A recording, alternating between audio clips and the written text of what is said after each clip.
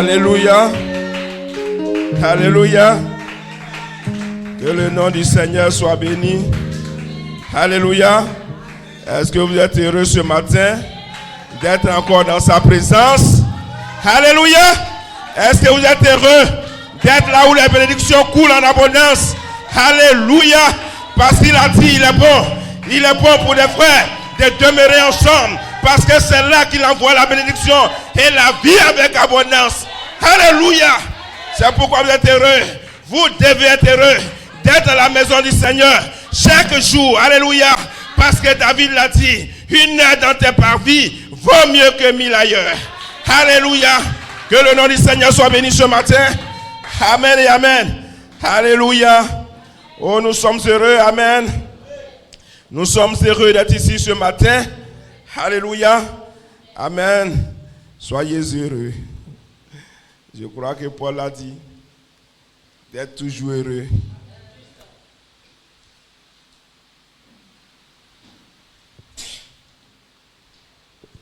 Amen. Amen.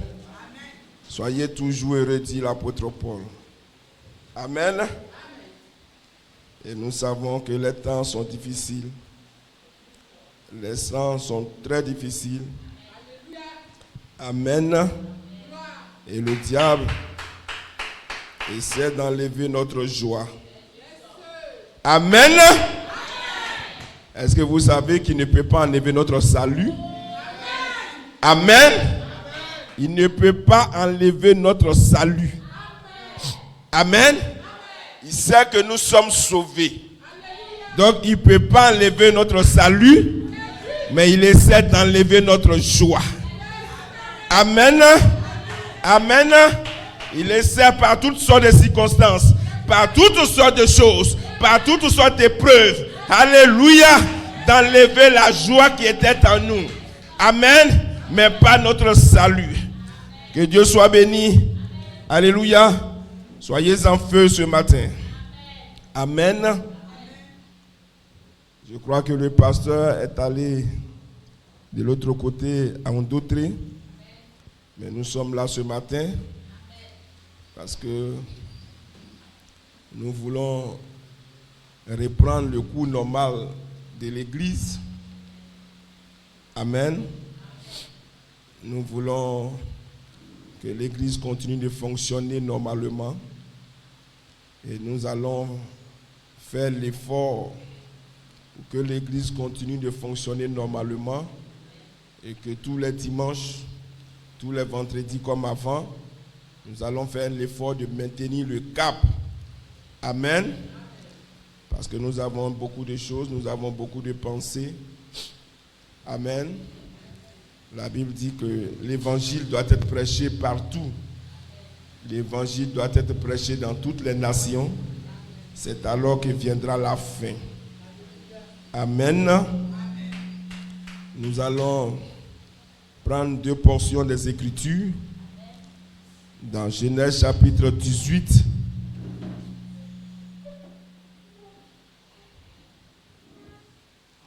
À partir du verset 1er. Et nous lisons. L'Éternel lui apparut parmi les gemmes de Mamré. Comme il était assis à l'entrée de sa tente pendant la chaleur du jour, il leva les yeux et regarda, et voici 3 hommes étaient debout près de lui. Quand il les vit, il courut au-devant d'eux depuis l'entrée de sa tente et se prosterna en terre.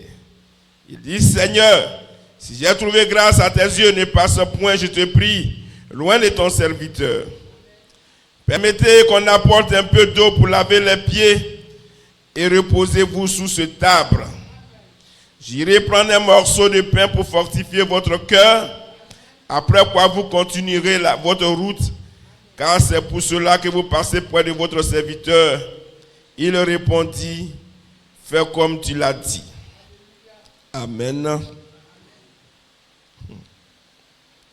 Abraham s'en alla promptement dans sa tente vers Sarah et dit, vite 3 mesures de fleurs de farine pétrie et fais des gâteaux. Et Abraham accourut à son troupeau, prit un veau tendre et bon, et le donna à un serviteur qui se hâta de l'apprêter. Amen. Alléluia. Vous savez, il y a beaucoup de choses souvent que nous n'abordons pas. Amen. Alléluia. Lorsque nous prêchons, il y a beaucoup de choses que nous n'abordons pas. Amen. Mais vous pouvez regarder comment Abraham va recevoir ces hommes de Dieu. Amen. Et rapidement, Sarah fait ceci, fait cela, va tuer un veau quelque part, fait-leur un bon plat, ils vont manger, ils seront contents. Amen.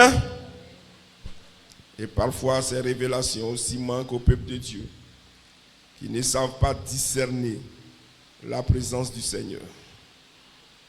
Amen. Alors il lui dit, où est Sarah, ta femme? Il répondit, elle est dans la tente. L'un d'entre eux dit,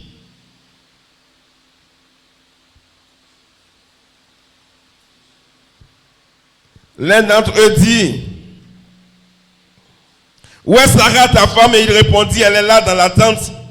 Je reviendrai, l'un d'entre eux dit, je reviendrai vers toi à cette même époque.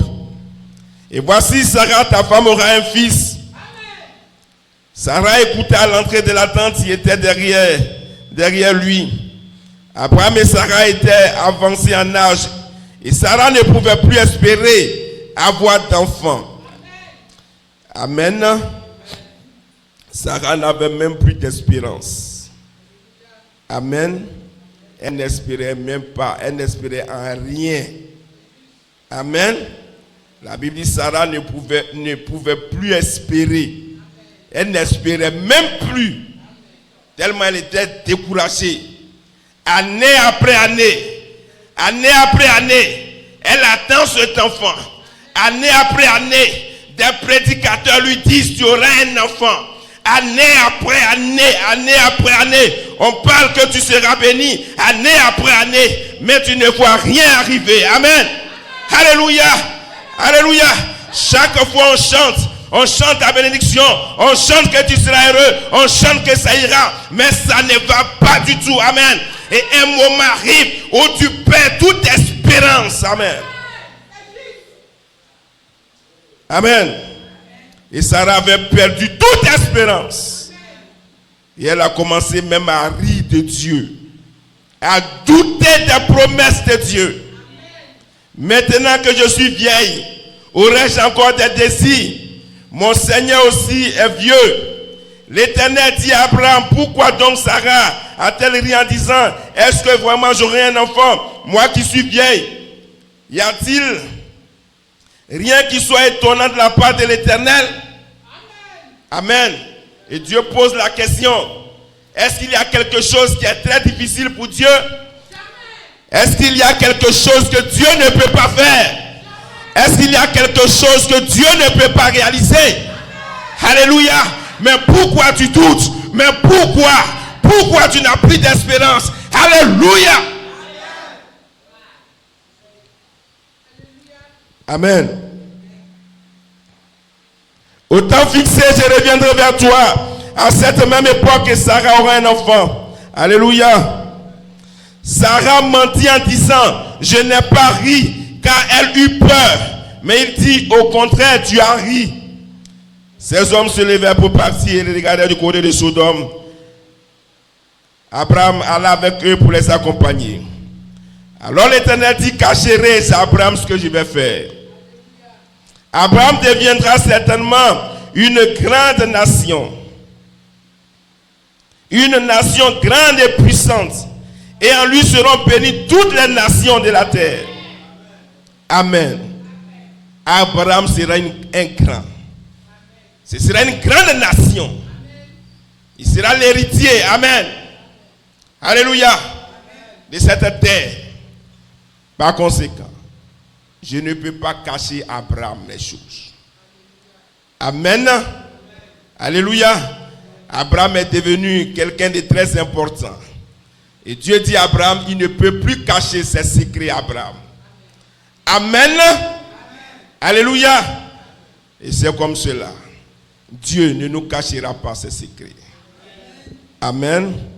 1 Thessaloniciens chapitre 4, versets 16 à 18.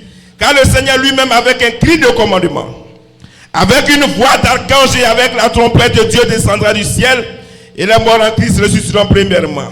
Puis nous, les vivants qui demeurons, nous serons ravis ensemble avec eux dans les nuées, à la rencontre du Seigneur en l'air. Et ainsi, nous serons toujours avec le Seigneur. Consolez-vous donc les uns les autres par ces paroles. Père éternel, nous te bénissons ce matin. Et te disons merci pour ta parole. Nous prions que tu la bénisses, Seigneur. Notre Dieu, tu connais ton peuple, Seigneur. Et tu connais ses souffrances et ses difficultés. Tu sais combien de fois, Seigneur, nous sommes dans la peine de notre Dieu. Nous sommes dans la difficulté. Nous sommes dans les souffrances de notre Dieu. Combien de fois, Seigneur, et comme Sarah, mon Dieu, il arrive que nous soyons complètement désespérés. Mais nous croyons, Seigneur, qu'il n'y a rien qui soit impossible à Dieu. C'est pourquoi ce matin, nous prions afin que, Seigneur, toi-même vienne regarder l'opprobre de ton peuple, regarder sa moquerie, regarder la stérilité de ton peuple et viens ôter sur la paix. Nous prions que tu te souviennes de chacun, longtemps, année après année, des saints ont prié. D'autres ont prié pour avoir du boulot, d'autres ont prié pour avoir la guérison. Nous prions ce matin, toi à qui rien n'est impossible. Nous prions maintenant que tu viennes rencontrer le besoin de chacun et que, Seigneur, tu mettes fin à l'opprobre, à la stérilité de ton peuple. Sois béni, car c'est dans le nom du Seigneur Jésus-Christ que nous t'avons prié et que les saints de Dieu disent Amen. Alléluia.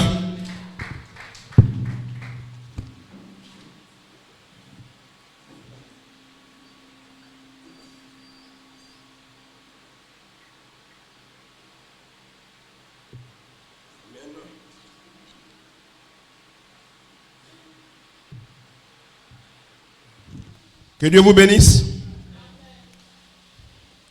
Bon, ça va être un peu difficile ce matin. Amen. Amen. Mais nous allons essayer. Alléluia.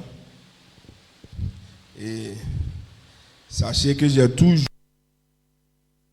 toujours une pensée, un souhait.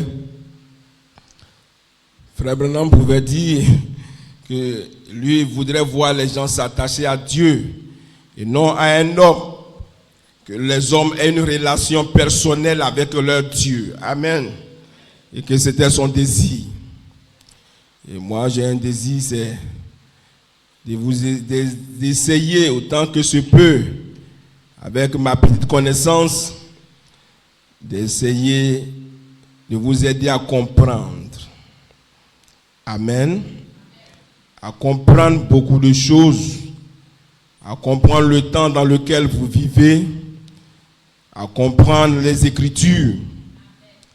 Amen. Est-ce que vous êtes avec moi? C'est pourquoi mon titre, c'est la seconde venue du Seigneur. J'ai une inspiration, je reviendrai au temps de la vie. Et Sarah aura un enfant. Amen. Un sujet, c'est ici la fin de la stérilité de l'épouse. Amen. Que Dieu bénisse Sœur Adou. Amen. Et sa fille. Amen. Sœur Poti. Que Dieu te bénisse. Amen. Amen. Alléluia.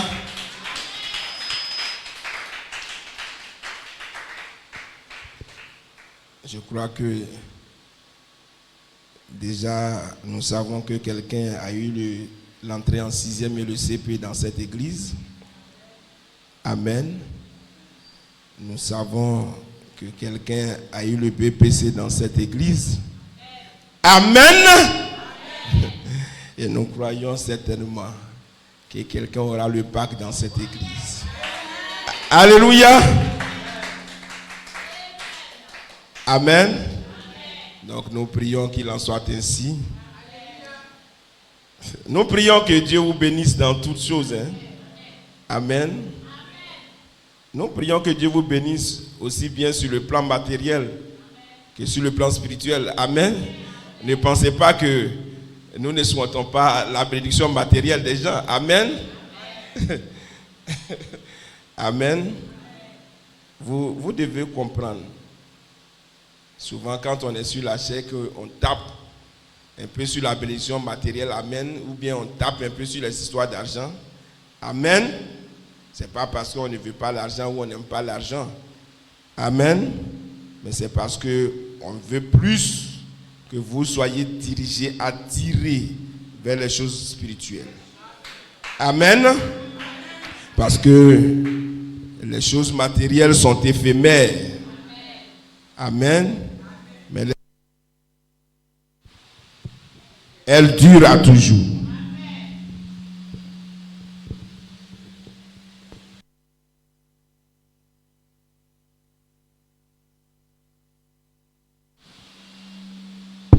Amen.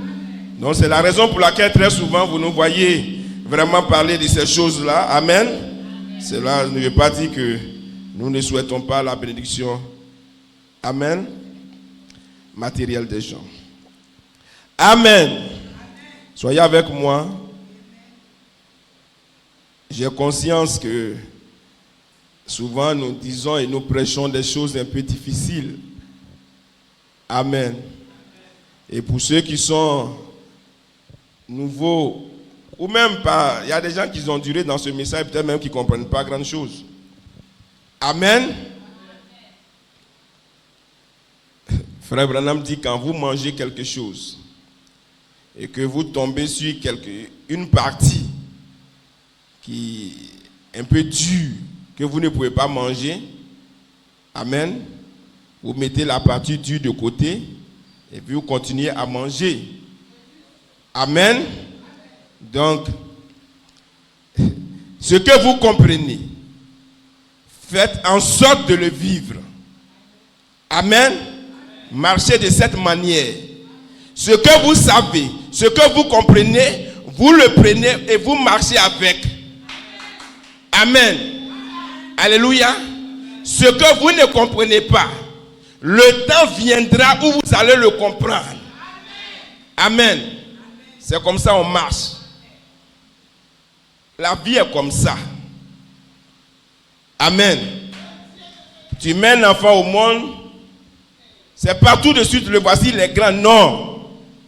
Amen. C'est étape après étape que tu vas voir la croissance de ton enfant. Amen. Il va faire 4 pattes, après il va se lever, après il va marcher, après il va faire ceci. C'est comme cela. Donc la vie chrétienne, c'est comme ça. Amen. Seulement la chose qu'on fait, on ne doit pas faire, c'est de dire, ça là c'est faux. Amen. Là, tu es en train de t'arrêter.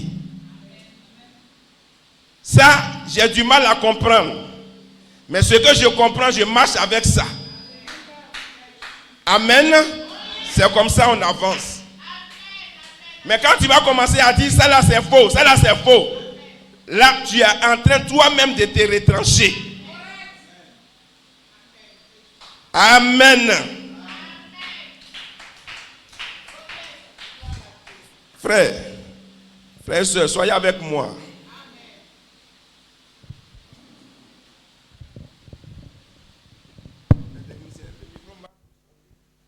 Amen.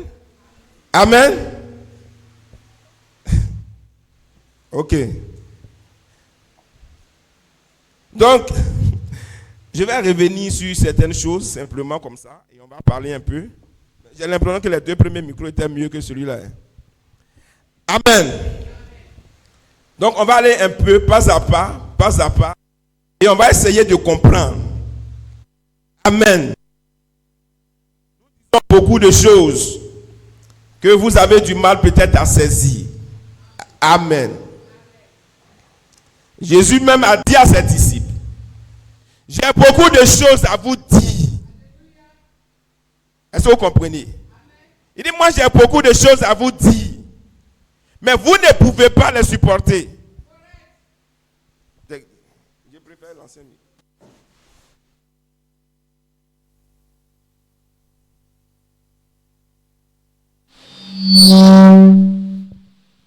Amen. Est-ce que vous voyez? Donc c'est tout ce qui se passe est biblique. J'ai beaucoup de choses à vous dire, mais vous ne pouvez pas les supporter. Mais quand le Saint-Esprit viendra, amen, lui il va vous donner de supporter ces choses. Amen. Donc, il y a des choses que nous disons que vous ne pouvez peut-être pas comprendre. Mais le temps va venir où vous allez les comprendre. Amen. Alléluia. Donc, dimanche passé, je vais revenir un peu comme je l'ai dit.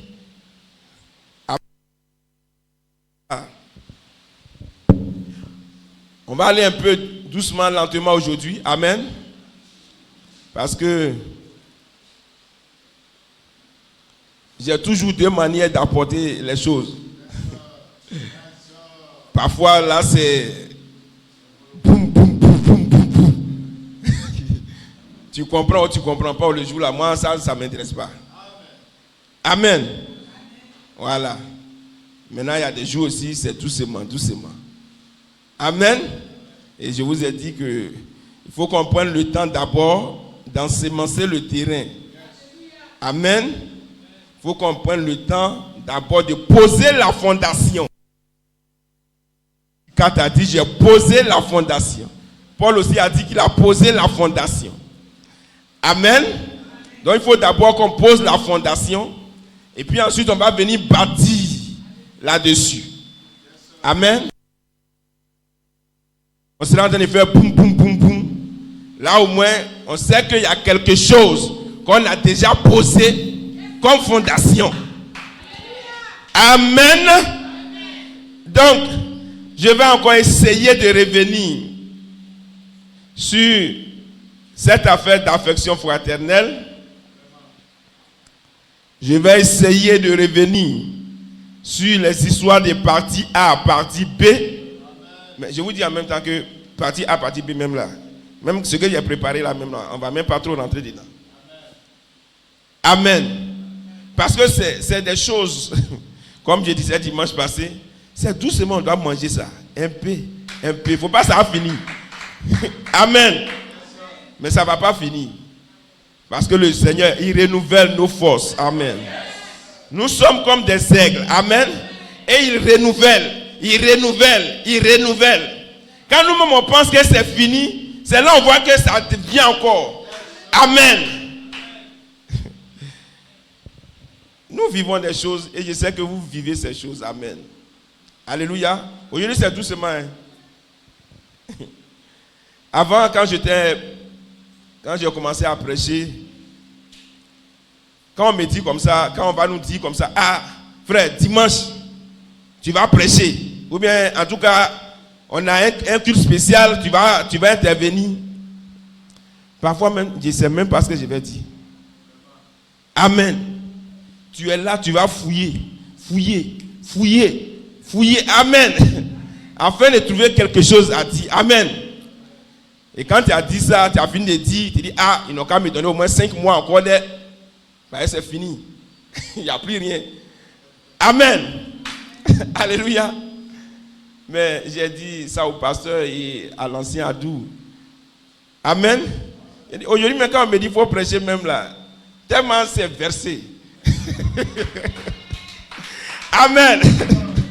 Que je n'arrive même pas à épuiser un peu même de ce que je vais dire. Amen. Dès que je m'assois et que je commence à écrire, ça vient seulement. Ça vient seulement. Amen. Donc, nous avons progressé quelque part avec le Seigneur. Et nous sommes contents pour cela. Amen. Et nous voulons aller encore plus loin avec le Seigneur. Alléluia. Et je vous dis que si vous comprenez un peu les histoires des parties A et partie B, alors vous avez compris une grande partie du message. Amen. Et je vais vous dire que ce qu'on prêche là, nous prêchons la divinité. Amen. Mais nous prêchons ça d'une manière et d'une autre. Mais c'est toujours la divinité. Amen. Nous appelons ça de plusieurs manières. Le livre de vie, le Saint-Esprit, ceci, cela, partie A, partie B. Mais c'est toujours la divinité. Amen. Et c'est ça le message. Le message, c'est la révélation de Jésus-Christ. Amen. Amen. J'ai dit, j'allais doucement ce matin. Amen. Le message est la révélation de Jésus-Christ. Amen. Le message, c'est Christ révélé. Amen. Frère Branham dit, mais qu'est-ce que les sceaux? Il dit les sceaux, amen, c'est révéler Christ. Amen. Vous voyez, le problème c'est que quand aujourd'hui nous on parle de Jésus-Christ, quand on parle de Christ, amen, certains dans leur entendement, dans leur pensée là, eux ils pensent qu'on parle de Jésus de Nazareth. Amen. Nous parlons de Jésus-Christ. Bon. Nous parlons de Christ, de Jésus. Amen. Mais nous parlons de Christ qui se révèle comme étant son épouse. Est-ce que vous comprenez ça? Vous voyez, Jésus lui-même, il a dit, les gens disent, mais vous dites que Jésus est Dieu. Et pourtant, il prie. Et il prie quelqu'un. Et il prie son Père. Amen. Vous dites que Jésus est Dieu, mais Jésus lui-même, il dit, mon Père est plus grand que moi. Amen. C'est pas ça? Mais quand Jésus a dit mon Père est plus grand que moi, quand Jésus dit il prie son Père, mais le même Jésus aussi là, il n'a pas dit que mon Père et moi nous sommes un. Il n'a pas aussi dit à Philippe que celui qui m'a vu a vu le Père. Amen. Donc Jésus, quand lui il parle de Dieu, amen, il parle de lui-même. Amen. Lui il ne parle pas de Dieu quelque part. Il est la révélation. Jésus est la révélation de Dieu. Il est Dieu qui s'est révélé à vous. Le Dieu invisible, le Dieu que vous ne voyez pas, s'est révélé. Il est devant vous. Et c'est lui qui est Jésus. Amen. Nous aussi, lorsque ici, nous parlons de Jésus. Est-ce que vous m'écoutez? Lorsque nous aussi, nous parlons de Jésus, amen, nous parlons de nous-mêmes.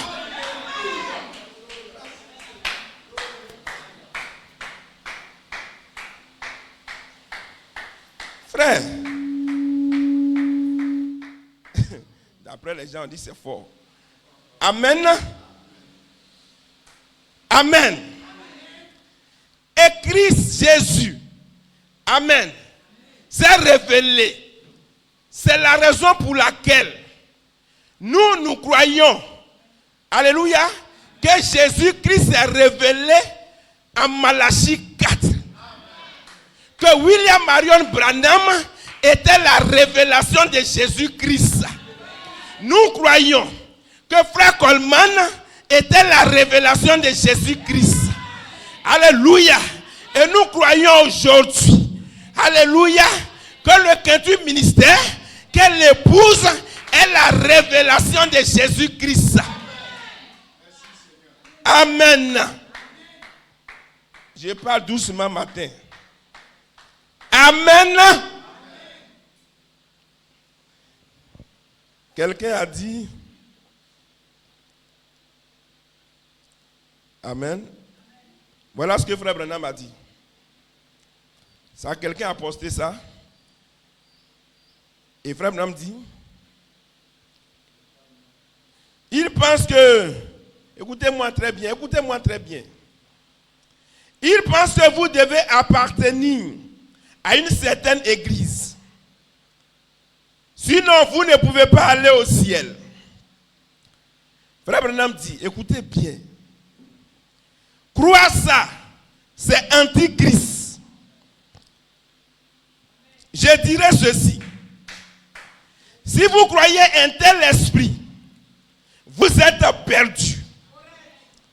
C'est une bonne preuve que vous êtes perdu parce que c'est enlever ce que Dieu a fait. Dieu n'a jamais mis son nom dans aucune église. Amen. Soyez attentifs, frère. Amen. Frère Branham dit, Dieu n'a pas mis son nom dans une église.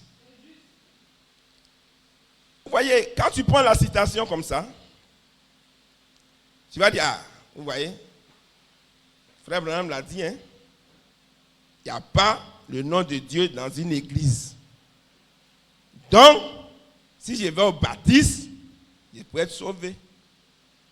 Si je vais aux assemblées de Dieu, je peux être sauvé. Donc, ce n'est pas dans l'église du message là seulement on est sauvé. Parce que Dieu n'a pas mis son nom dans une église. Amen.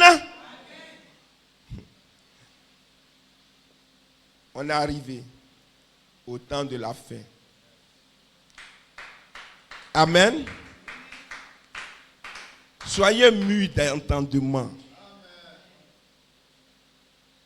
La prédication ou la citation est quittée, c'est le seul lieu d'adoration. Est-ce que vous m'écoutez? Il n'y a pas 10 endroits. Il n'y a pas 5 endroits. Il n'y a pas 10 églises où tu dois aller pour être sauvé. Non. C'est une seule église.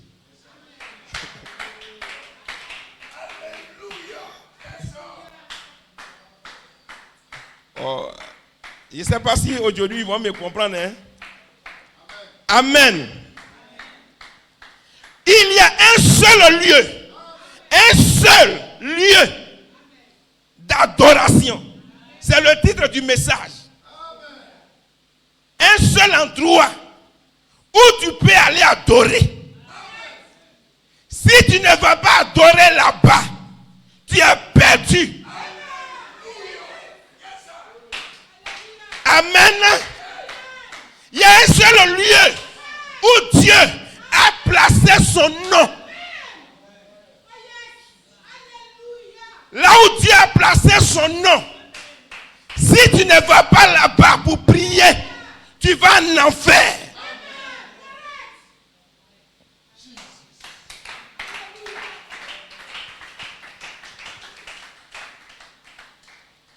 Alléluia. Frère, on va parler un peu. Hein? Il y a un seul lieu. C'est là-bas que Dieu a placé son nom. C'est dans cette église que tu dois adorer. Amen.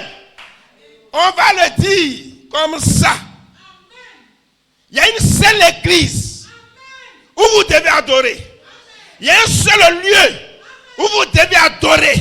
Vous ne pouvez pas adorer Dieu partout. Ça n'existe pas. Alléluia. Parce que Frère Branham dit, Dieu même il n'est pas partout.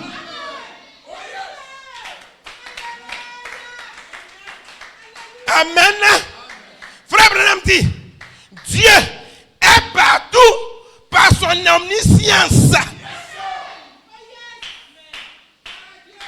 C'est ça qui fait qu'il est partout. Parce qu'il sait toutes choses. Il est ici, mais il sait ce qui se passe à Man, à Divo, à Lakota. Amen. Son omniscience fait de lui un homme omniprésent. Mais Dieu, c'est un être. Il vit quelque part.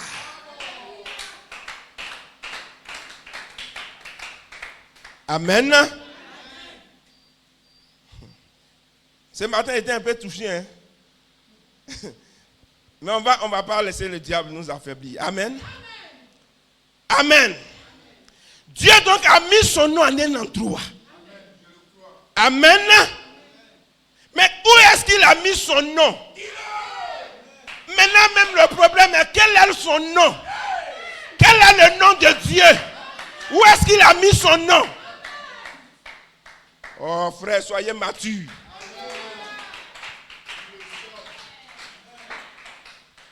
Frère,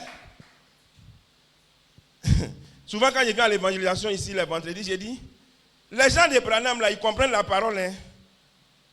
Amen. Ce que vous appelez Branhamistes là, ils comprennent la parole. Malgré tout ce que vous allez faire sur les réseaux sociaux, nous ne bougerons pas. Nous sommes collés à ce que Malachi 4 a dit. Et nous n'allons pas bouger de là. Et je vous ai dit ici,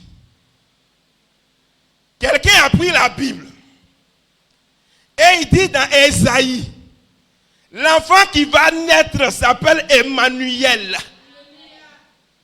Amen. On dit son nom c'est Emmanuel.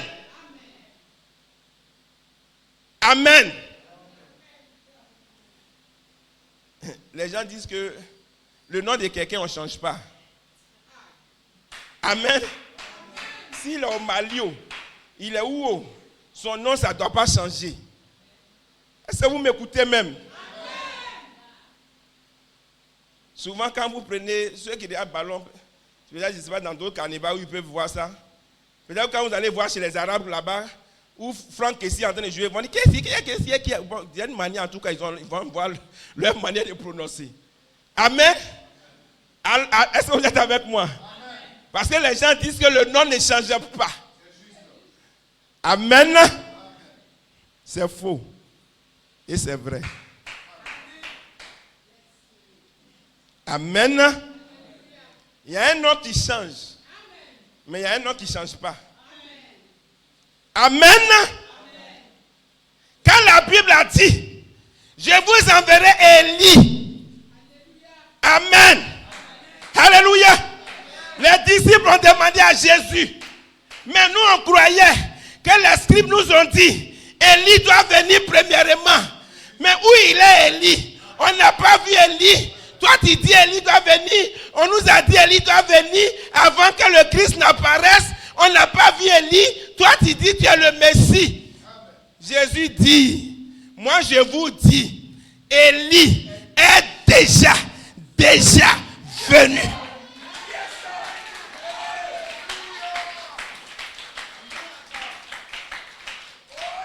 On l'a appelé Élie. Mais quand il est né, son nom a changé. Le nom change. Frère Branham dit, la Bible dit, c'est Jean-Baptiste. C'est lui Élie qui devait venir. Mais pourquoi quand il est venu là, il ne s'appelle pas Élie? Son nom a changé. Amen. L'enfant qui va naître, on va l'appeler Emmanuel. Amen. Maintenant, il y a un passage qui dit, vous voyez Emmanuel, bon, ça peut se déformer pour devenir Amon. Donc, l'enfant réellement s'appelle Amon. Donc, Amon, c'est ça qui est le nom de Dieu. Amen. Et il dit, mais vous voyez, on dit, l'ange dit là-bas, il s'appelait Emmanuel. Maintenant ici, vous voyez, on dit, on donne lui le nom de Jésus. Vous voyez. Amen. Maintenant, il y a un autre qui est sorti encore, il ne sait pas où lui il est quitté. Excusez-moi de dire ça, mais c'est un embrouillé. Il dit non, son nom c'est Yeshua. Maintenant, c'est-à-dire, il écrit ça Y-E-S-H-W-A-H. Il dit c'est ça qui est son nom. Et un jour j'ai commenté, j'ai dit mais vous l'attendez-vous un peu, entendez-vous sur les noms là avant de venir nous donner.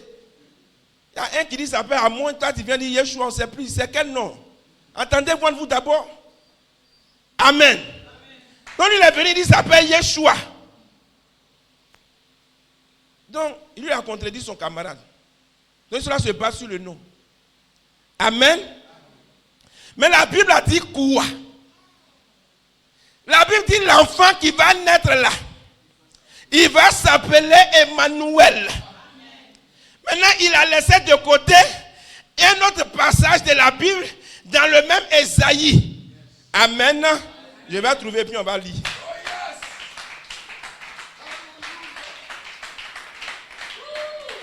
Parce qu'il a mis son nom quelque part. Hein? Il faut connaître son nom. Et c'est dans ce lieu que tu dois aller adorer. Si vous n'adorez pas, là où il a mis son nom, vous allez aller en enfer.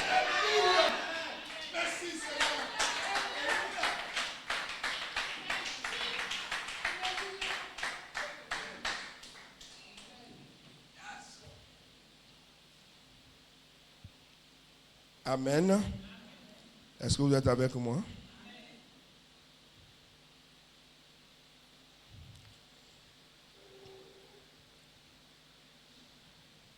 Ok. Bon, ça c'est Ésaïe 7, 9. On lui donnera le nom d'Emmanuel. Amen. Ésaïe 9.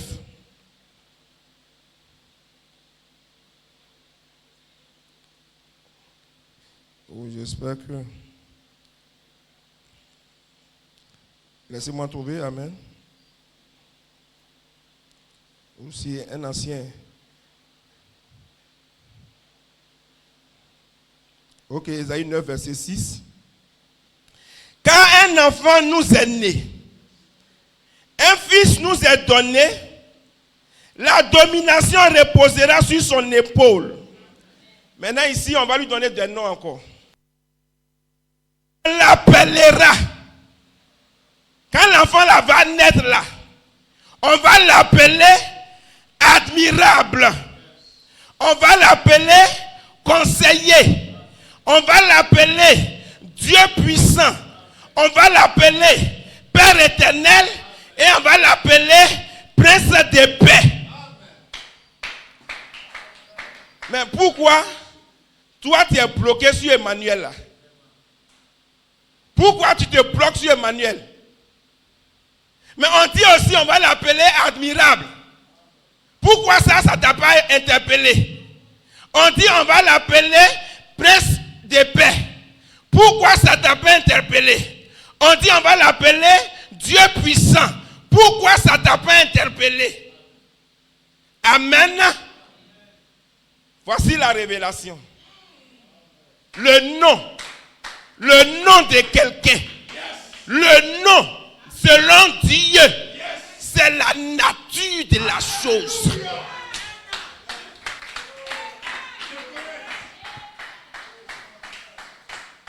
Le nom, c'est pas ce qu'ils sont en train de dire. Le nom, c'est la nature d'une chose. Mettez ça dans votre tête. Le nom, c'est la nature. On est en train de te dire que l'enfant qui va naître là, cet enfant-là, il est Dieu lui-même. Sa nature, c'est le Dieu tout-puissant.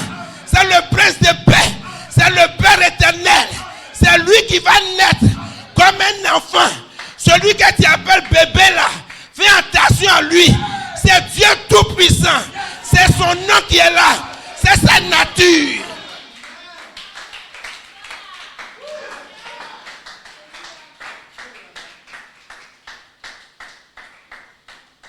C'est ça le nom. C'est la nature d'une chose.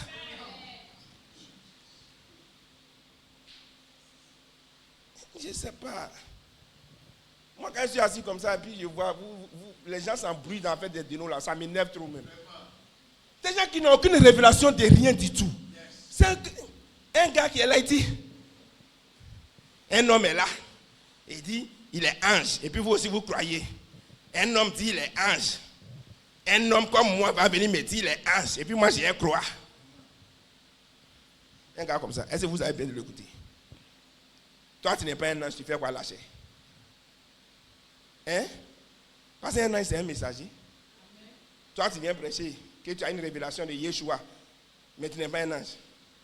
Et puis tu viens lâcher. Amen.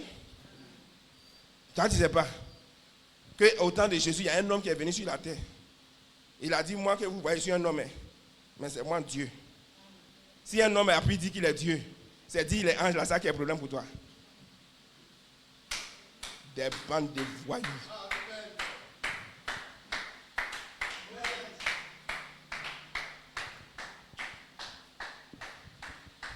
Toi-même, tu es un ange. Amen. Où est-ce que Dieu a placé sa nature? C'est là que tu dois aller adorer. C'est là que se trouve son nom. C'est celui que vous devez chercher. Où est-ce qu'il a mis son nom? Où est-ce que sa présence se trouve? Amen. Quel est l'attribut qu'il est en train de manifester et où le manifeste-t-il? C'est ce lieu que moi je cherche. Et il est un seul lieu.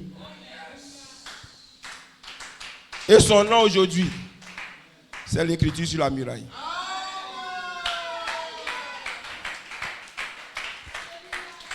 Son nom aujourd'hui, c'est la voix de l'archange. Son nom aujourd'hui, c'est les 9 anges. Son nom aujourd'hui, c'est le jeune homme. Dis son nom. Si tu vas quelque part, que tu entends ce nom-là, il faut rester là, tu as adoré. Voilà le lieu d'adoration. Amen. Ce n'est pas dans une église, mais c'est là où tu peux entendre ça. C'est là qu'il faut adorer. Voilà son nom, les 9 anges. Le jeune homme de 21 ans, le corps glorifié, voilà le nom de Jésus. C'est là qu'il faut adorer.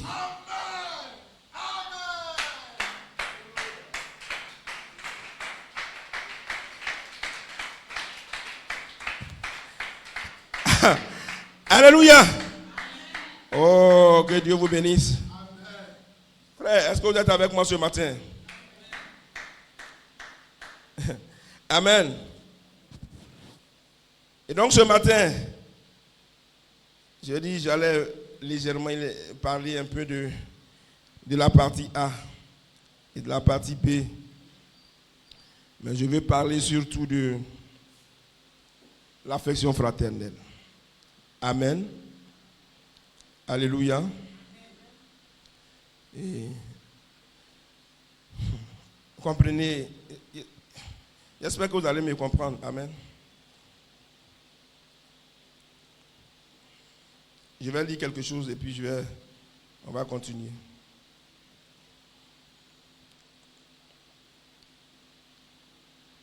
Le messager, Église de Laodicée. Amen. Soyez très calmes ce matin. Hein. Amen. Peut-être qu'on va prendre un peu de temps parce qu'on veut poser la fondation. L'âge de l'Église de Laodicée, le messager. Frère Branham dit, je doute fort qu'aucun âge n'a véritablement reconnu le messager que Dieu lui avait envoyé. À l'exception du premier âge dont Paul était le messager. Et même dans cet âge-là, beaucoup ne l'ont pas reconnu pour ce qu'il était. Amen. Vous voyez, Frère Branham dit, il doute fort que le messager que Dieu envoie là, il doute fort que les gens le reconnaissent. Amen. Or, l'âge dans lequel nous vivons maintenant sera très court. Les événements vont se dérouler très rapidement. Amen. Ainsi, le messager pour ce temps de l'Odyssée doit être déjà là. Bien que peut-être nous ne le connaissons pas encore, mais certainement il viendra un temps où il sera reconnu. Or, tout cela, je peux le prouver parce que nous avons des passages de l'Écriture qui décrivent son ministère. Amen. Premièrement, ce messager sera un prophète. Amen. Il aura la fonction de prophète. Amen. il aura le ministère prophétique.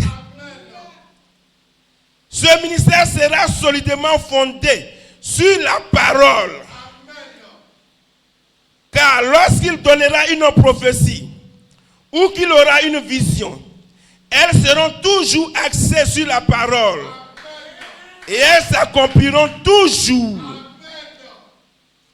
Il sera authentifié comme prophète par l'exactitude de ses prophéties. La preuve qu'il est prophète se trouve dans Apocalypse chapitre 10, verset 7. Mais qu'au jour de la voix du 7e ange, quand il sonnerait de la trompette, le mystère de Dieu s'accomplirait comme il a annoncé à ses serviteurs les prophètes. Amen. Alléluia.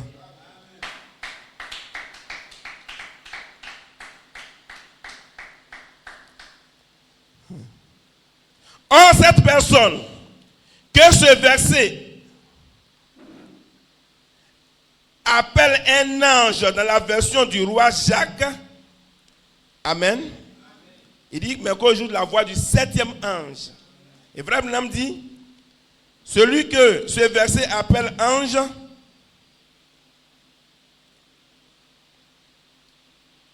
dans la version du roi Jacques, n'est pas un être céleste. La Bible l'appelle ange, mais Frère Branham dit, ce n'est pas un être céleste. Donc tu peux être un être terrestre, on t'appelle ange. Mon frère, on t'appelle ange.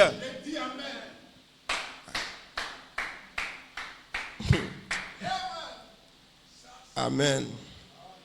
Le 6e ange sonne de la trompette, lequel est un ange céleste, se trouve dans Apocalypse chapitre 9, verset 13. Et le 7e de ces anges se trouve dans Apocalypse 11, verset 15. Celui que nous avons dans Apocalypse 17 est le messager du 7e âge. C'est un homme. Il doit apporter un message de la part de Dieu, et son message et son ministère vont mener à terme le mystère de Dieu comme il a annoncé à ses serviteurs, les prophètes. Amen. Donc, son message amène à terme la révélation. Amen. Ok, je vais...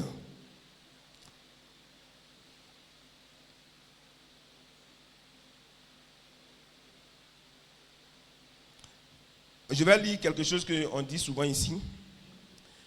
Non seulement nous voyons la venue de ce messager dans Apocalypse 17, mais nous voyons que la parole de la venue d'Élie avant le retour de Jésus. Matthieu 17, 10.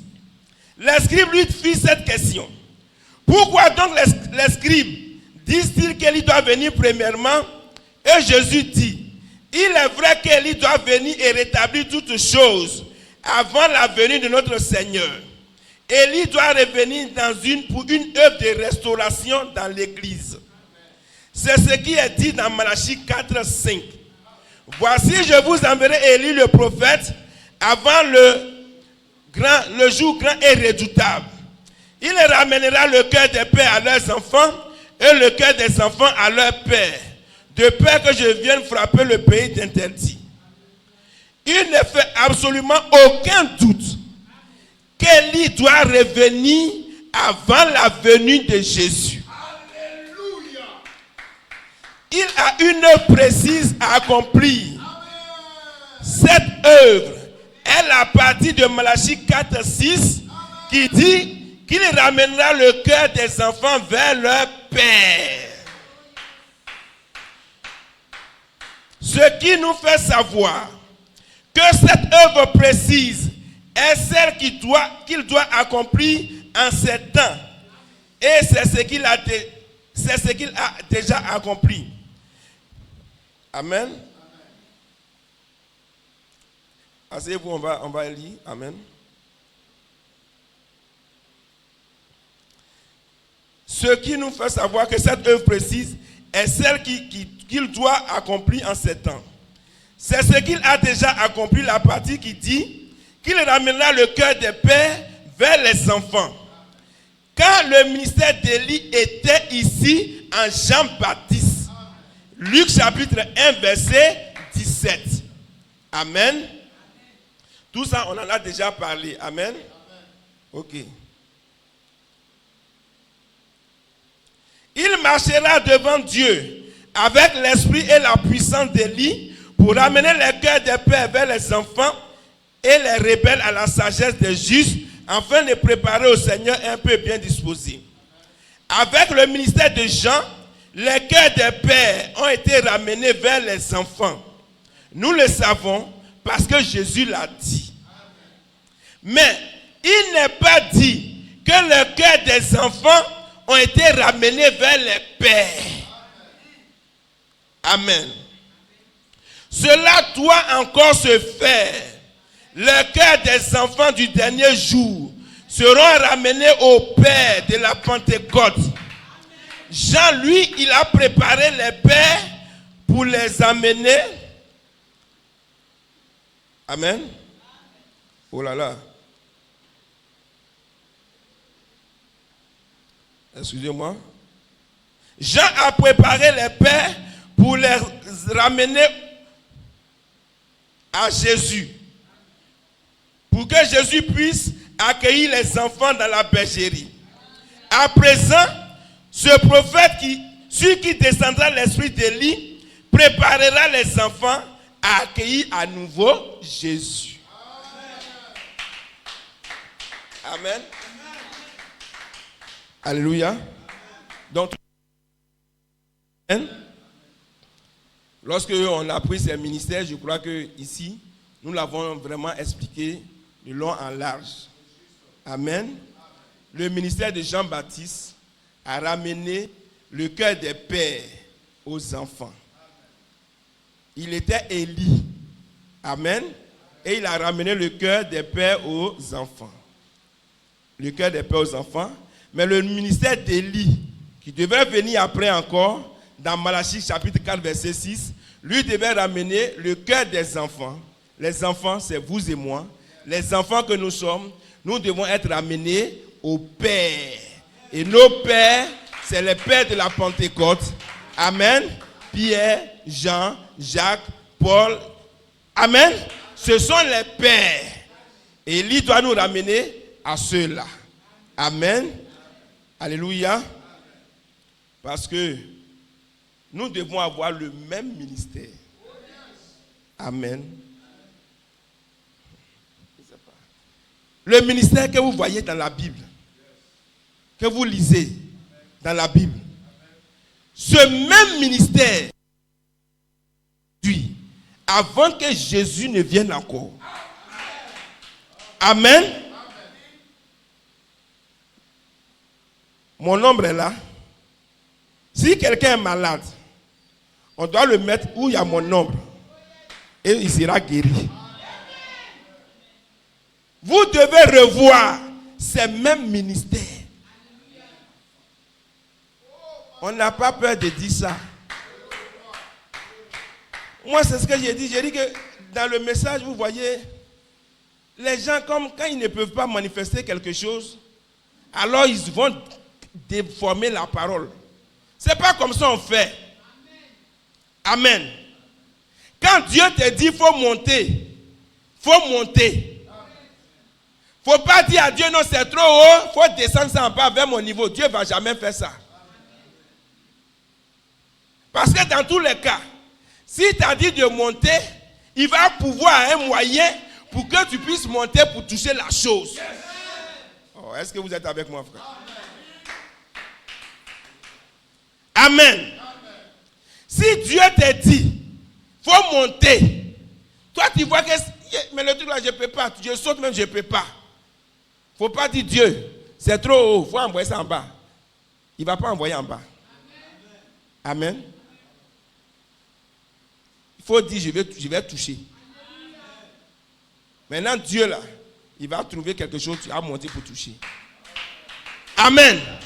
Mais là, le message, quand les gens ne voient pas quelque chose, c'est comme,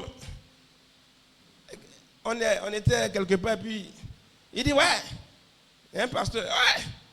Il y a des gens aujourd'hui qui disent, si tu ne me crois pas, Si tu ne me crois pas, tu ne seras pas sauvé. Si tu ne me crois pas. C'est vrai, il y a des gens qui disent des choses comme ça, et puis ils envoient les gens en brousse. C'est vrai, on peut pas, ça on peut, mais ce n'est pas parce qu'il y a le faux là, qu'on ne va pas dire aussi ça. Amen. Amen. Parce que pour qu'il y ait le faux, frère, il faut d'abord qu'il y ait le vrai. Et le faux là, lui, il limite ce qui est vrai. C'est vrai, il y a des gens qui ont cru des hommes, et puis ils sont allés mourir. Ils sont allés dans des maisons, et puis se sont enfermés là-bas. Tellement ils croyaient cet homme. Sur le net même, il y a un pasteur dans le message. Tellement ses fidèles le croient. Tellement les gars le croient. Le frère, il a pris sa fille de 13 ans. Il dit, je donne ça à mon pasteur, il n'a qu'à la marier. Tellement il croit son pasteur. Et puis il allait à la justice, à la mairie. Et puis il a changé l'âge de la fille pour faire croire qu'elle a 18 ans. Amen. C'est vrai, il croit tellement son pasteur. Il a fait du faux. C'est pas parce qu'il croit son pasteur, il a fait du faux, donc on ne va pas croire nos pasteurs. Amen. C'est délicat. C'est très délicat. Mais c'est la parole. Et on doit la prêcher. Amen. Frère, les dénominationnels, ils utilisent ces genres de choses-là pour faire ce qu'ils veulent faire. Mais ça ne va pas annuler la parole de Dieu.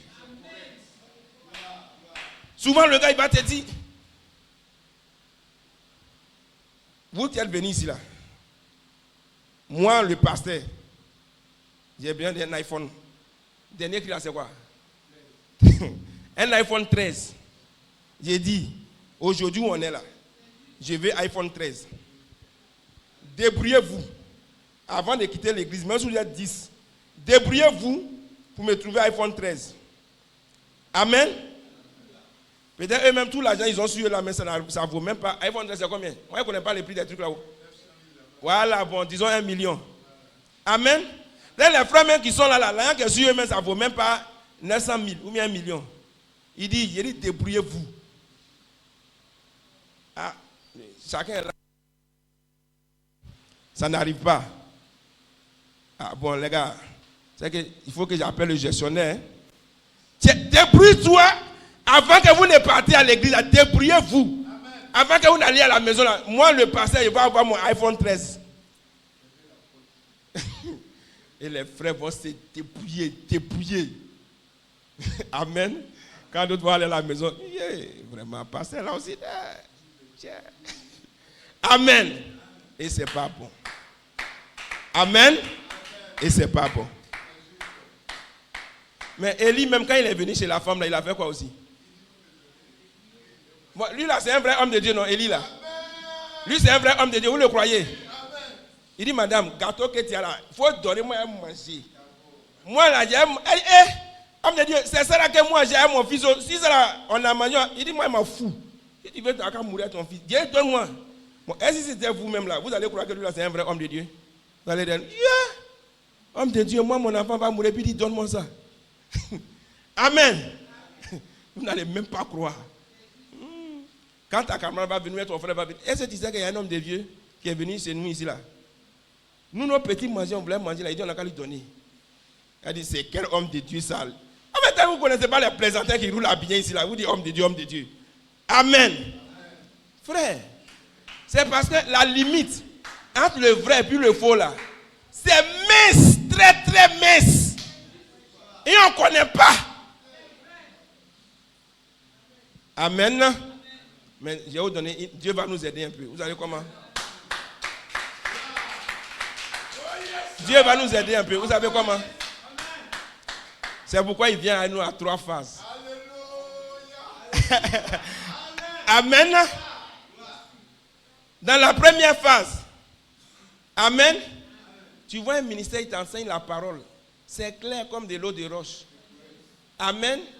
Dans la deuxième phase, il va en eau profonde. Mais troisième phase là, ce qui va sortir là-bas là, Ah, il faut être un Dieu. Hein. Mais au moins là, il t'a préparé sur les 2 premières phases. Amen. Parce que sur la 3e phase, c'est qu'il y a sorti là-bas là. Ce n'est pas tout le monde qui peut supporter. Mais Dieu nous a aidés quand même sur la première phase. C'est pourquoi nous on ne peut pas comprendre que Frère Coleman leur dit de croire l'écriture au mur et puis ils disent ne crois pas. Lui-même il est étonné. D'après les gens, étonné même étonné. Amen. Il dit mais c'est moi. Hey, c'est moi qui avais dit la version fraternelle là non. C'est moi qui vous ai dit la révélation d'Élohim. C'est pas moi qui ai dit ça. Mais pourquoi aujourd'hui je vous dis ça, vous ne croyez pas? Dieu les a préparés sur une phase, 2 phases. La 3e phase là, on n'explique pas. Donne-moi un gâteau là, j'ai mangé. Là, si tu ne crois plus là, c'est ton problème. Tu vas mourir là. Amen. Aujourd'hui, on dit beaucoup de choses. Hein. Parce qu'il y a un autre jour, là, on n'aura pas le temps de poser fondation. Amen. Dieu va nous aider. Amen. Sur la première phase, amen, le ministère va commencer à vous expliquer la parole. Tranquillement, tranquillement. La 2e phase, il va commencer à entrer en eau profonde. Mais sur la 3e phase, amen, tu auras du mal toi-même à savoir où c'est écrit dans la Bible. Et là, tu dois croire aveuglément. Amen.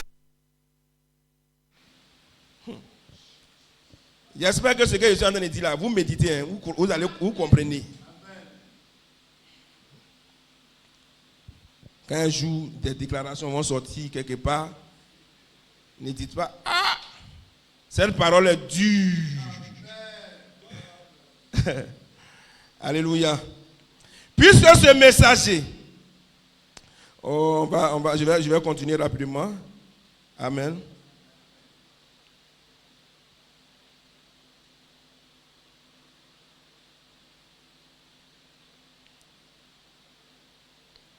Avant de conclure cette section sur le messager de Laodicée, nous devons considérer sérieusement les 2 pensées suivantes. Premièrement, cet âge aura un seul messager prophète. Apocalypse 17 dit, quand il, au singulier, sonnera de la trompette, dans aucun âge Dieu n'a donné à son peuple 2 prophètes majeurs en même temps. Il a donné Enoch seul. Il a donné Noé seul. Il a donné Moïse seul. Lui seul avait la parole. Même si d'autres prophétisaient, Jean-Baptiste est venu seul. Or, en ces derniers jours, il doit y avoir un prophète, pas une prophétesse. Bien qu'en cet âge, il y ait plus de femmes que d'hommes qui prétendent apporter la révélation de Dieu. Et c'est lui, le prophète, qui révélera les mystères aux gens du temps de la fin et qui ramènera le cœur des enfants au Père. Il y en a qui disent que le peuple de Dieu se rassemblera par une révélation collective. Je conteste cette affirmation. C'est une hypothèse totalement infirmée par Apocalypse 17. Or, je ne nie pas que les gens prophétiseront dans ce dernier âge et que leurs ministères peuvent être corrects et le seront. Je ne nie pas qu'il y aurait des prophètes comme à l'époque de Paul, où il y a eu un prophète nommé Agabus qui prophétisa une famine. Je suis d'accord que c'est vrai, mais je nie, en vertu du témoignage infaillible de la parole, qu'il y ait plus qu'un seul messager prophète majeur qui révélera les mystères tels qu'ils sont contenus dans la parole et qui a le ministère de ramener le cœur des enfants au Père. Amen. Alléluia. Oh yes, je cherche cette phrase que nous tous nous connaissons. Le ministère prophétique, il ramènera le cœur. Amen. Alléluia. Frère Branham dit, il fera 2 choses. Amen.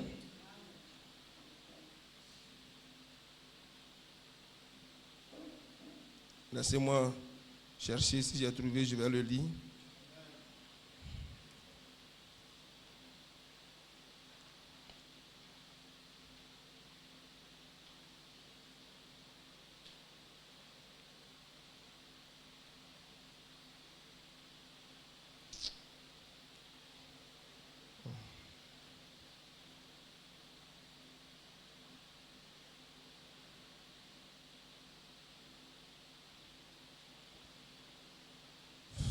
Amen. Ok.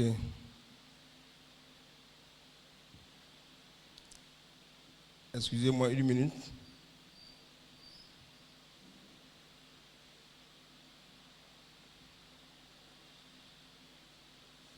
Maintenant, on parle des vérités mystères. Amen.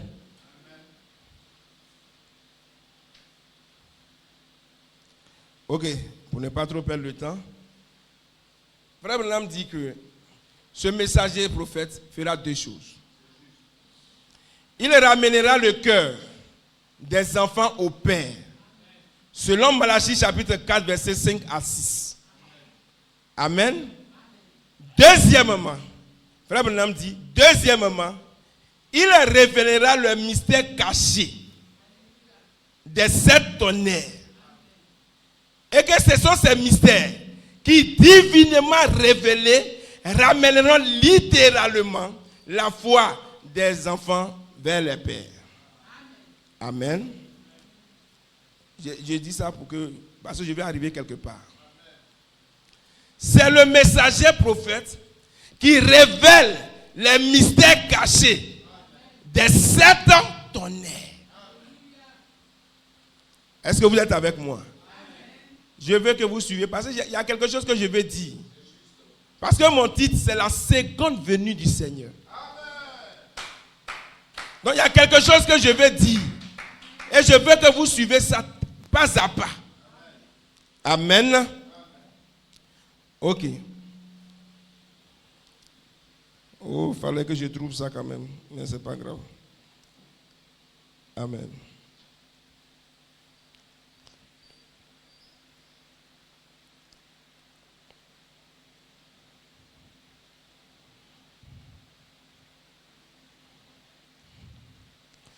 Commentaire de Frère Coleman du 31 juillet 2011. Amen. Alléluia. Suivez-moi très bien. Il est déjà midi. Je pense que je vais faire un effort pour qu'au plus tard à midi 30 on puisse arrêter. Amen. Frère, dans le commentaire du 31 juillet, tellement que je veux que vous compreniez même. Amen. Si je veux regarder à ça, là, on va faire 3 heures de temps. Dans le songe de Sœur Shepherd, les noms blasphématoires. Cet ouvrier, c'était le messager de l'âge. Il a déversé de l'eau claire, comme du cristal, qui était le Saint-Esprit. Je répète. Cet ouvrier, c'était le messager de l'âge. Il a déversé l'eau claire comme du cristal, ce qui était le Saint-Esprit. Tant de ministres prennent la même eau claire, le Saint-Esprit, et le prêchent dans la foi des gens. Mais ça ne les retient pas. Voilà ce que disait le songe. Mais ensuite, cet ouvrier est revenu la deuxième fois. Amen. Il est revenu la deuxième fois et il a déversé du miel. Alors cela a tenu. Amen. Oh, frère. Tellement pour moi c'est clair que quand je dis ça, j'ai envie d'arrêter. Dans ma tête c'est tellement clair. Amen. Une soeur a eu un songe au temps de Frère Branham. Et elle a envoyé le songe à Frère Branham. Et Frère Branham a expliqué le songe. C'est de ce songe-là que Frère Coleman est en train de parler. Lorsque vous prenez la prédication, les noms blasphématoires. Amen. Et donc, il y a quelqu'un qui a pris de l'eau et qui est en train de verser dans un coffret ou bien dans un bac. Amen.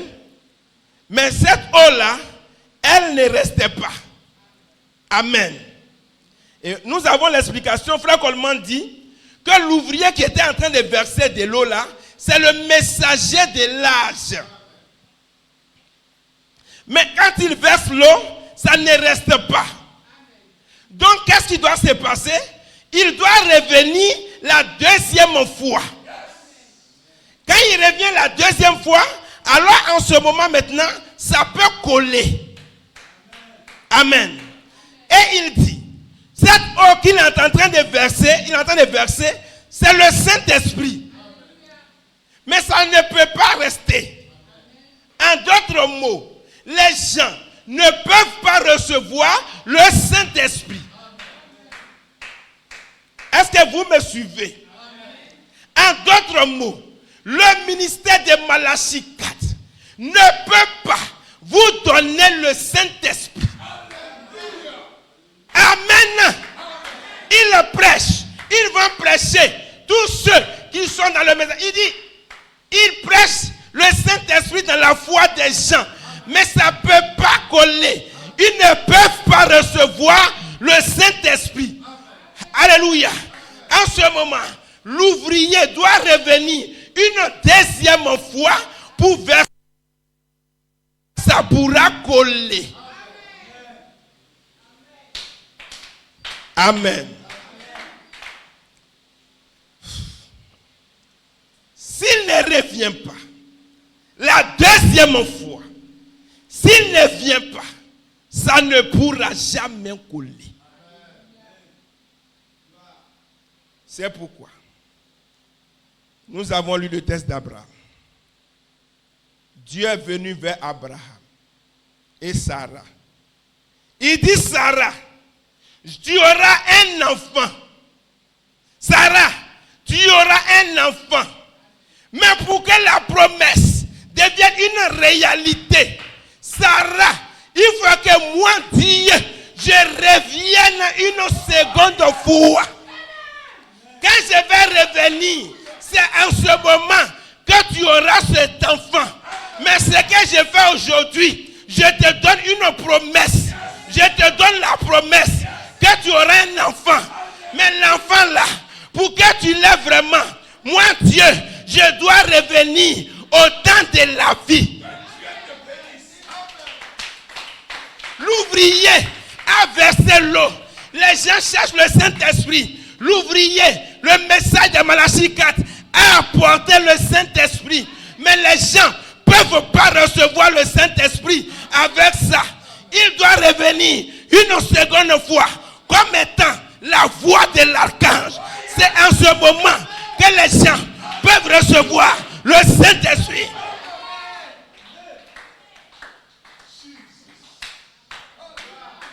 Oh frère, c'est pourquoi toute notre attente, toute notre espérance se trouve dans la seconde venue du Seigneur.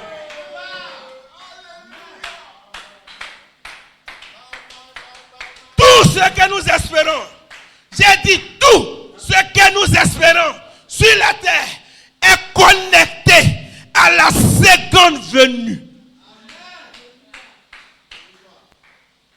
S'il ne revient pas à nouveau,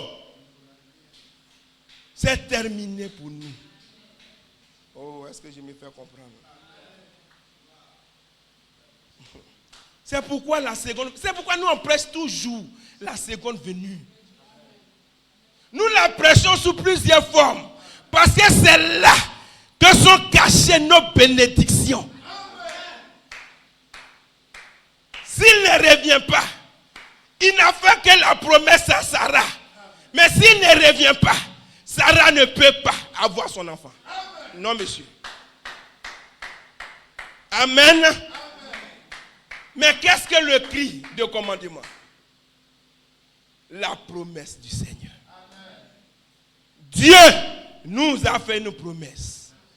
À travers le ministère prophétique de Malachie 4, Dieu n'a fait que faire une promesse. Mais où se trouve la manifestation de la promesse? Il faut qu'il revienne à nouveau. Comme étant la voix de l'archange. Amen. Oh. J'espère que vous me comprenez, frère. Alléluia. S'il ne revient pas, nous sommes perdus. C'est pourquoi Jean a pris le livre. Est-ce que vous me comprenez? Jean avait le Saint-Esprit. Quand ils l'ont vu, il dit, ah, mais qui peut ouvrir les seaux? Qui peut les briser? Jean avait même le Saint-Esprit. Mais Jean a commencé à pleurer avec son Saint-Esprit. Qui me délivrera de ce corps de la mort? Il avait le Saint-Esprit, mais il a pleuré. Parce qu'il cherche qui va le délivrer. Amen. Il pleure. Il attend la seconde venue du Seigneur. Oh, frère. Je ne sais même pas si vous me comprenez. Amen. Frère Coleman dit, Malachie 4, il a prêché le Saint-Esprit. Mais ils ne peuvent pas. Ils ne peuvent pas recevoir le Saint-Esprit. Parce qu'ils ne savent même pas ce que c'est le Saint-Esprit. Ils ne savent pas ce que c'est le Saint-Esprit. Ils ne savent même pas, même dans ce message, où les mystères ont été amenés à terme, ils ne savent pas ce que c'est le Saint-Esprit. Ils ne savent pas que le Saint-Esprit, ce n'est pas quelque chose qui me bouscule. C'est un ange. C'est une personne. C'est un être qu'on appelle le Saint-Esprit. Cette révélation, les pentecôtistes ne la connaissent pas. Les baptistes ne la connaissent pas. Et même dans ce message, ils ne savent pas que le Saint-Esprit, c'est une personne. C'est un être. Et j'ai reçu le Saint-Esprit. J'ai dit c'est un être. Écoutez-moi bien. Parce que le jour, moi j'ai venu te dire ici, j'ai reçu le Saint-Esprit. Je vais le décrire pour toi. Comme ça. Il avait des cheveux comme ça. Il a décrit. Je vais le décrire pour te donner.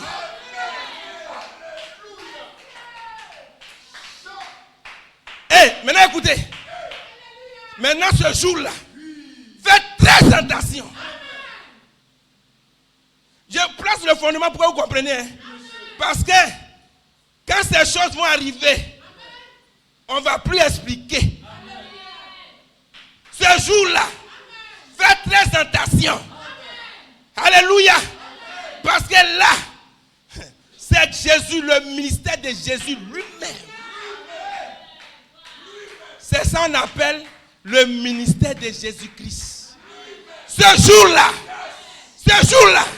si tu as la révélation, si tu veux prier, et frère, il dit ça comme ça, il ne faut pas aller prier.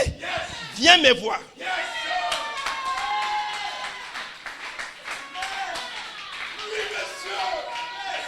On va dire ça comme ça. Amen. Pourquoi vous ne voulez pas qu'on dise? Ceux qui avaient la révélation de Jésus-Christ, ils ne vont pas prier dans une chambre. Ils allaient prier dans la chambre pour faire quoi? Bartimée allait dans quelle chambre pour prier? La femme à la paix de sang allait dans quelle chambre pour prier? Elle savait où était son nom. Elle n'est pas allée quelque part. C'est quand j'ai dit, vous m'écoutez? Frère, on va dire ça comme ça. Moi, je sais où est Jésus. J'ai dormi dans ma chambre pour prier. J'ai fait quoi là-bas? J'ai pris quoi là-bas? Je cherche quoi là-bas? Dans ma chambre, je cherche quoi? Je sais que Jésus est voilé dans mon frère. C'est chez lui, moi, j'ai dormi. C'est à sa porte là, il a dormi.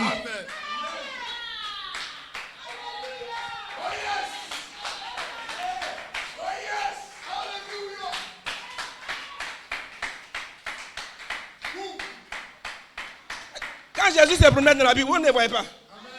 5000 personnes le suivent. Ils vont aller où ça? Il a dit ça, attends, il y a une séparation là. Venez manger mon corps maintenant. Hein? Mange ton corps. Hein, frère, comme tu as dit que maintenant Jésus est couché dans ta voix, mange ton corps. Il ne mange pas ça. Toi, tu es un petit présenté, toi, frère Romain. Tu as parti. C'est là Pierre dit. À qui d'autre on va aller où? C'est toi là, c'est toi. Il a dormi à ta porte. Il a dormi devant ta maison. Je n'irai pas.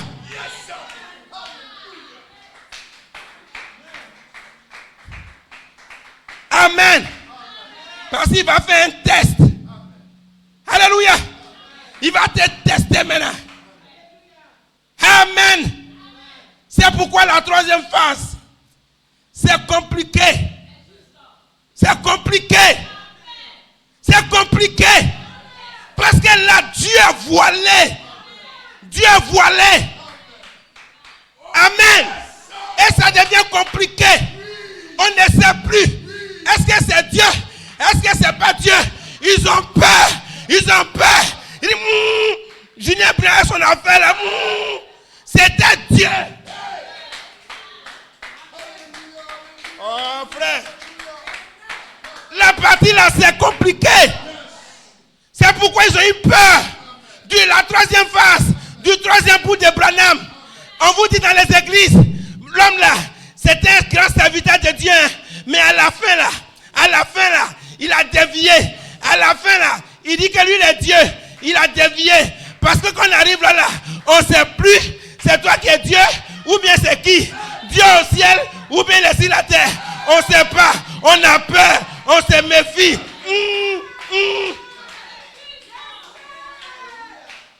Ceux qui comprennent là, c'est là qu'ils trouvent la vie.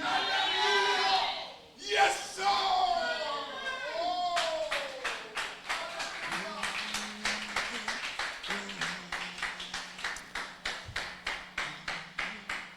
Oh frère, est-ce que vous êtes avec moi ce matin? C'est la partie difficile. D'amener un mortel à croire un autre mortel. Romain qu'on a vu ici, il y a placali à nous là. Il n'a même pas de transport des fois, c'est moi qui demande transport là. Il dit, il est donné Dieu maintenant où? Que d'aller me coucher à sa porte. C'est là la partie. C'est la partie difficile qui est là. Mais les sages comprendront. Les sages comprendront. Amen. Que Dieu vous bénisse.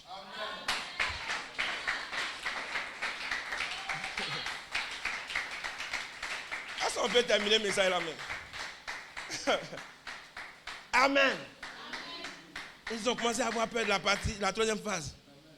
C'est pourquoi il dit, mais je ne comprends pas. Mes frères là, ils ont quoi? Là où ils sont arrivés à la bénédiction, là, ils reculent pourquoi? Vous avez souffert avec moi dans la première phase, dans la deuxième phase, vous avez souffert. Mais Dieu se voile maintenant où vous allez gagner là. C'est où tu as mangé là, c'est là que tu t'en vas. Amen. C'est maintenant que tu as mangé, tu t'en vas pourquoi? Hein? Ton affaire de Julien plein là, les yeux bleus là. C'est ça là, non, on a peur maintenant. Vous voulez partir là, où comment on veut aller maintenant là? La troisième phase. Frère Coleman dit c'est l'épreuve ardente. L'épreuve ardente de l'épouse. Amen. C'est là où les gens reculent. Ils ont marché jusqu'à ils sont arrivés à Canaan. On dit allez explorer le pays. Le pays à cause duquel vous êtes quittés en Égypte. Ils sont partis, ils sont venus. C'est la même chose. Pays là est bon. Pays là est bon. N'allons pas là-bas. N'allons pas là-bas. Ceux qui sont là-bas, là, c'est les géants. Quand on est à côté d'eux comme ça, là, on dirait les fourmis. Ils vont nous écraser. N'allons pas là-bas. La troisième phase. l'épreuve ardente. La bonne partie là, c'est ça, ils ne veulent pas. Alléluia. Que Dieu vous bénisse.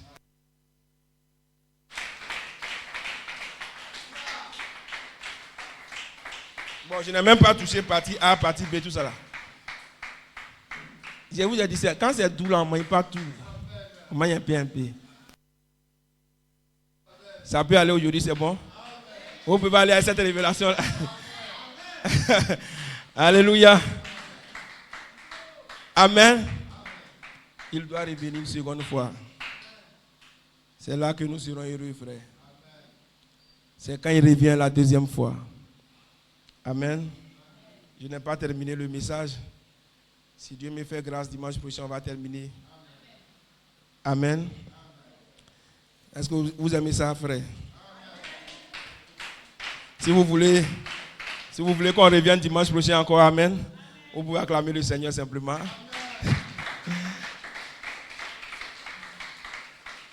Amen. J'ai voulu montrer que c'est Malachie 4 qui a envoyé la révélation. Mais la révélation qu'il a apportée n'est pas venue à vous directement. Amen. Parce qu'il fallait un autre ministère pour que vous, maintenant, vous puissiez entrer en contact avec cette révélation. Amen. Alléluia. J'avais beaucoup de choses à dire. Amen. Et je voulais montrer que ça n'a pas collé en 1974, frère. Ça n'a pas collé en 83. Mais en 2011, ça a collé. Que Dieu vous bénisse. On va s'arrêter là dimanche prochain. On va continuer. Que Dieu vous bénisse. Amen. Alléluia. Cette troisième phase, c'est pour elle que nous nous battons, frère. C'est pour ce ministère de Jésus-Christ qu'on se bat. Pour mettre fin à la stérilité de l'épouse. Frère, ce jour-là, vous serez heureux. Jésus a dit, vous n'avez rien demandé jusqu'à présent. Vous n'avez rien demandé. Amen. Mais ce jour-là, tout ce que vous demanderez, Dieu vous l'accordera. Que le nom du Seigneur soit béni.